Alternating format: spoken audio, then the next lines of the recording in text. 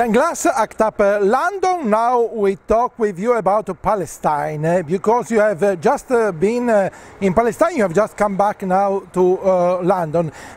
So what did you see?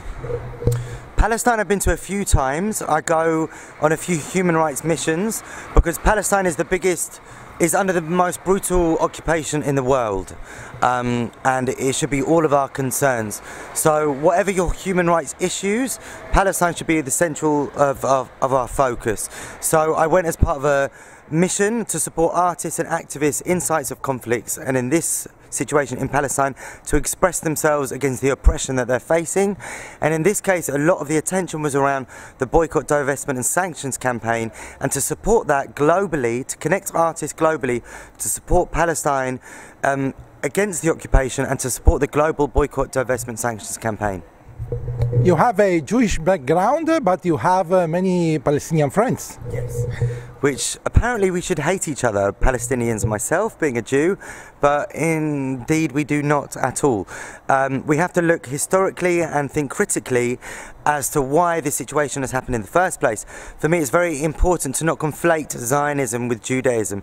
Zionism is a specific project, a colonial project, to occupy a specific minerally rich region, to support the Western Empire, to maintain the status quo and keep themselves minerally rich at the expense of everyone else. So for me, I very much disassociate the narrative that my grandparents who survived the Nazi Holocaust, their name should be used to colonize and oppress another people. That's the last thing my grandparents would have wanted, is for their oppression to be used to oppress other people. So that's why I'm very much in support of the Palestine Solidarity movement, and I support the campaign against the illegal Israeli occupation. And what about LGBT rights in Palestine? Because the situation also in the territories which are controlled by Arabs, like for example Gaza, are dire. Yeah, I mean, my main kind of work, human rights work, revolves around harnessing my history as being a descendant of the Nazi Holocaust and understanding what it means today when we say never again ever.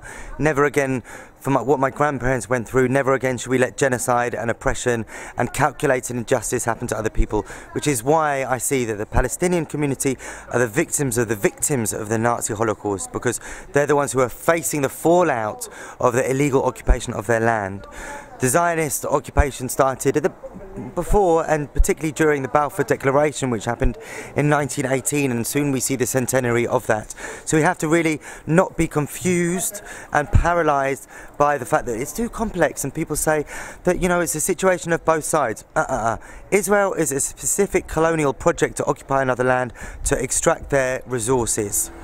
I am not going to let my grandparents' story of surviving the Nazi Holocaust be used to colonize and oppress other people. But when it comes to LGBT rights, Israel particularly uses LGBT equality to promote themselves at the expense of Palestinians.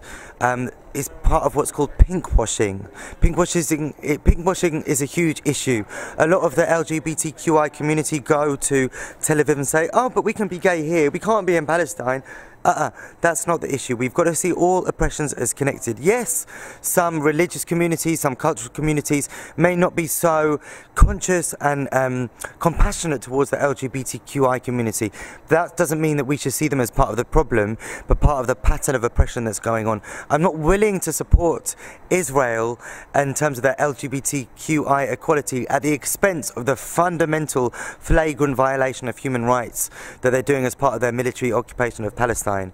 You know, we've got to see injustices in the context of other injustices. And I know a lot of LGBTQI Palestinians and Muslims and Arabic communities who very much say that the Israeli occupation are using the LGBTQI struggle to maintain the occupation of the Palestinian community. So I am queer and I support Palestine and I am Jewish. That confuses a lot of people.